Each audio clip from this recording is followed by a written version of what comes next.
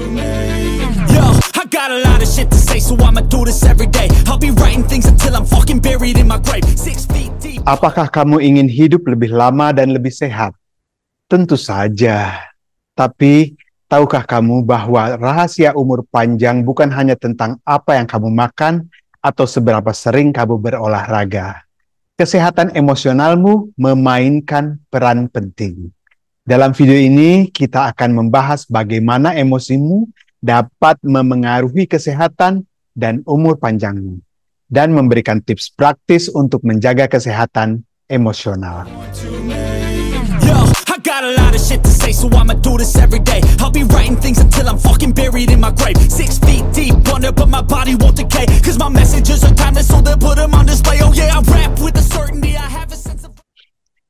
Halo teman-teman, selamat datang kembali di Techie Bytes, channel di mana kita mengupas tuntas teknologi dan sains untuk hidup yang lebih baik. Saya Rifki, dan hari ini kita akan menyelami dunia kesehatan emosional, sebuah faktor krusial dalam perjalanan kita menuju umur panjang dan kualitas hidup yang optimal.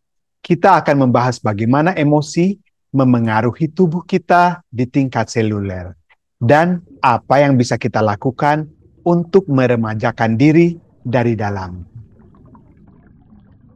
Dalam era modern ini, kita seringkali terjebak dalam siklus stres dan tekanan. Bagaimana kita mengelola emosi kita bukan hanya memengaruhi perasaan kita saat ini, tetapi juga masa depan kesehatan kita. Penelitian menunjukkan bahwa stres kronis dapat memperpendek telomer, bagian dari DNA yang melindungi sel kita dari kerusakan. Ini berarti emosi negatif bisa mempercepat proses penuaan.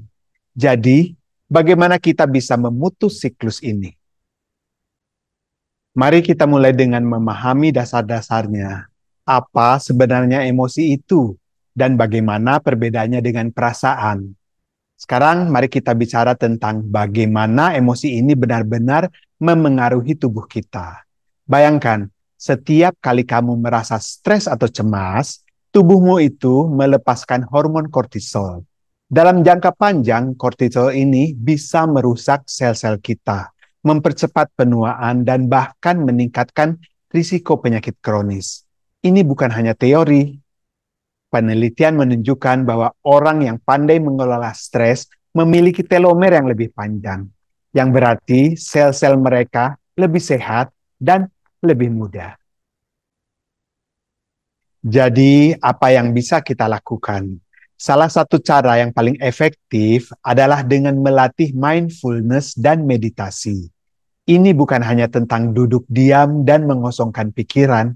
Ini tentang belajar untuk hadir di sini saat ini, menerima emosi kita tanpa menghakimi, dan melatih respons yang lebih sehat terhadap stres. Saya tahu, ini mungkin terdengar sulit, terutama jika kamu terbiasa dengan gaya hidup yang serba cepat. Tapi, percayalah, ini adalah investasi terbaik yang bisa kamu lakukan untuk kesehatan dan umur panjangmu. Selain itu, jangan remehkan kekuatan hubungan sosial yang positif.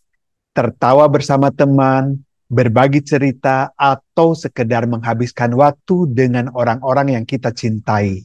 Semua itu bisa meningkatkan produksi hormon oksitoksin yang dikenal sebagai hormon cinta. Oksitosin ini tidak hanya membuat kita merasa bahagia, tetapi juga memiliki efek anti penuaan yang kuat. Ingat, tubuh kita memiliki kemampuan luar biasa untuk menyembuhkan diri sendiri. Ketika kita menciptakan lingkungan emosional yang sehat, kita memberikan tubuh kita kesempatan untuk melakukan apa yang seharusnya dilakukan, memperbaiki diri, meremajakan diri, dan menjaga kita tetap muda dan kuat. Sekarang, mari kita tambahkan beberapa tips psikologi yang bisa membantu kamu mengelola emosi dengan lebih baik. Salah satunya adalah teknik reframing. Ini adalah tentang mengubah cara kita melihat suatu situasi. Misalnya, jika kamu merasa stres karena pekerjaan, Cobalah untuk melihatnya sebagai kesempatan untuk belajar dan berkembang, bukan sebagai beban yang menakutkan. Menulis jurnal juga bisa menjadi alat yang ampuh untuk mengelola emosi. Dengan menuliskan perasaan dan pikiran kamu, kamu bisa mendapatkan perspektif yang lebih jelas tentang apa yang sedang kamu alami dan menemukan cara untuk mengatasinya. Terakhir, cobalah teknik visualisasi positif. Bayangkan diri kamu dalam keadaan yang tenang dan bahagia, atau bayangkan diri kamu mencapai tujuan yang kamu inginkan. Visualisasi ini bisa membantu kamu merasa lebih positif dan termotivasi. Teman-teman, perjalanan menuju umur panjang dan kesehatan optimal bukan hanya tentang apa yang kita makan atau seberapa sering kita berolahraga. Ini adalah perjalanan holistik yang melibatkan pikiran, tubuh, dan jiwa kita. Ingat, setiap emosi yang kita rasakan, setiap pikiran yang kita pikirkan, semuanya memiliki dampak pada kesehatan kita. Jadi pilihlah untuk fokus pada hal-hal yang positif. Latih mindfulness, jaga hubungan sosial yang sehat, dan gunakan teknik-teknik psikologi yang telah kita bahas. Dengan begitu, kita tidak hanya akan hidup lebih lama, tapi juga hidup dengan lebih bermakna. Sampai jumpa di episode berikutnya, dan tetaplah menjadi versi terbaik dari diri kamu. Rifki pamit, ciao!